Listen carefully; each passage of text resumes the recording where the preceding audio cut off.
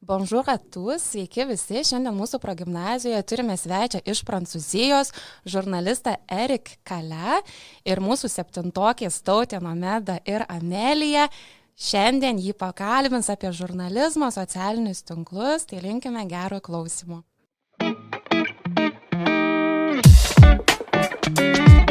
Podcast micro ouvert. Bonjour à tous et bienvenue dans notre podcast micro ouvert. Je m'appelle Amelia et aujourd'hui avec mes amis Taute et Nomada et notre invité spécial, nous allons parler du journalisme, des médias, des réseaux sociaux, des informations fausses et de l'intelligence artificielle. Comme Amelia l'a déjà dit, aujourd'hui nous avons un invité spécial, Eric Kala, journaliste français. Bonjour Monsieur Kala. Avant de commencer, pourriez-vous nous dire à quoi ressemble une journée typique du journaliste? Bonjour à toutes les trois. Merci pour l'invitation déjà, pour votre podcast. Une journée de journaliste commence tôt le matin par ce que l'on appelle une conférence de rédaction. On retrouve tous les journalistes de la rédaction, du média en question, pour choisir les sujets qui vont être évoqués tout au long de la journée dans les différents rendez-vous, journaux ou pour, si c'est de la presse écrite, les journaux du lendemain. Donc l'idée, c'est de se mettre d'accord sur les sujets que l'on va évoquer et ensuite de choisir qui va partir en reportage, qui va aller faire une interview et qui va se charger de la présentation. Et voilà. Et ensuite, chacun va vaquer à sa tâche, va s'occuper de et son reportage et son interview et l'écriture de ses présentations. Voilà une journée typique d'un journaliste. Et bien sûr, il y a les rendez-vous fixes qui sont, par exemple, pour la radio, les journaux de midi, les journaux de 6 heures le soir et les journaux du lendemain matin aussi qui sont très importants pour ce qu'on appelle la tranche du matin entre 6 heures et 9 heures.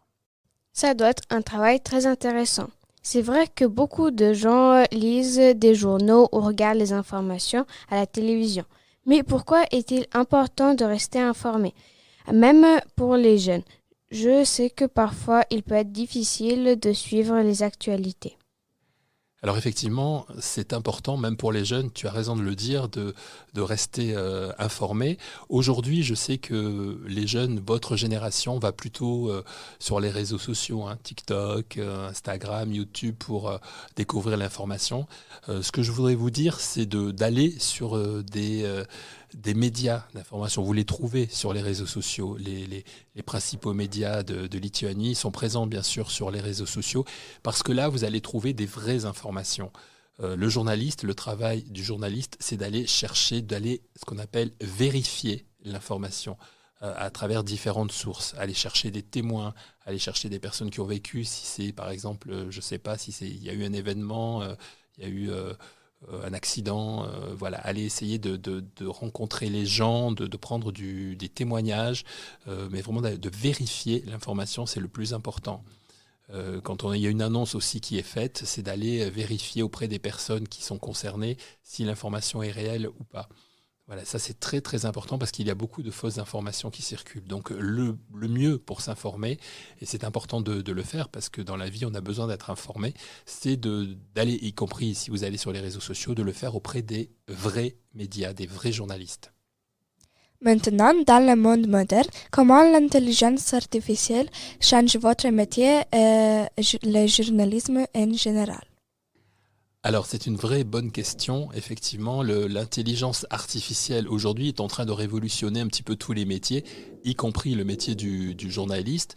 Alors il y a beaucoup de journalistes qui sont inquiets et qui se disent on va être remplacé par des robots, par des personnages virtuels qui vont faire notre métier. C'est vrai que ça peut exister, mais moi je ne crois pas que ça puisse arriver de façon, ou alors en tout cas pas pour ce qui concerne la véritable information.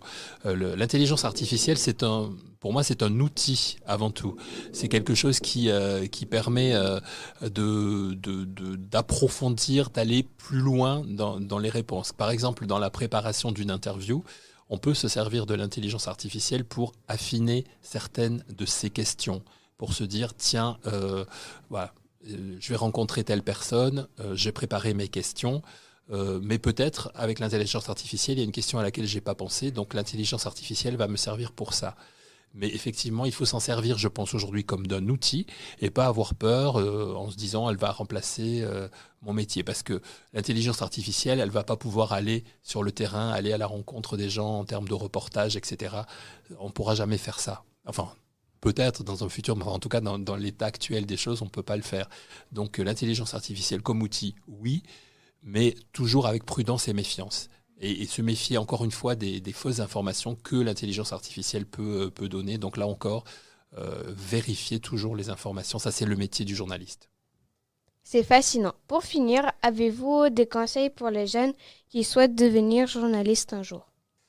Alors le premier conseil que je donnerais, c'est d'être curieux. Vraiment, il faut être curieux de tout. Quand on est journaliste, il faut s'intéresser au maximum de choses, s'intéresser à tout, suivre l'actualité, bien évidemment, et comme je le disais tout à l'heure, à partir des vrais médias, des vraies sources d'information, des vrais médias qui existent ici en Lituanie.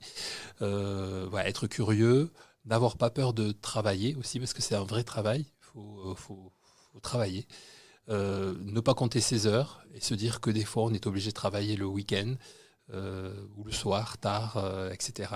Donc voilà, travailler et être curieux, ce sont les deux premières qualités.